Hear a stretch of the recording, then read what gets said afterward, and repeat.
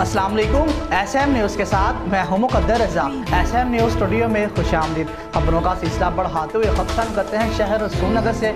हमारे नुमाइंदे M यूनुस महर की रिपोर्ट के मुताबिक वज़ीराबाद असिस्टेंट कमिश्नर आमिर महमूद ने मार्केट का दौरा किया, जिसमें असिस्टेंट कमिश्नर वज़ीराबाद ने चीनी के ज़ख़ीरे की जाँच पड़ताल और मुख्तलिफ गोदामों का दौरा भी किया, जिसमें असिस्टेंट कमिश्नर वज़ीराबाद ने चीनी के ज़ख़ीरे की जांच पड़ताल की और मुख्तलिफ गोदामों का दौरा भी किया। उस दौरान वज़ीराबाद और अलीपुर के तमाम दुकानदारों के पास चीनी की मिकदार का जायजा लिया और चीनी की मौसम मिकदार 50 रुपये किलो के हिसाब से मौजूद थी, और जबकि रमज़ान बाजार में 65 रुपये किलो के हिसाब से चीनी मौजूद है।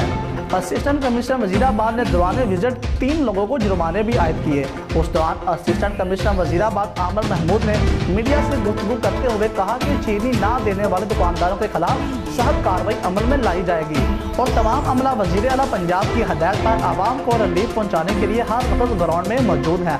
आवाम की खिदमत हमारा पहला फर्ज है।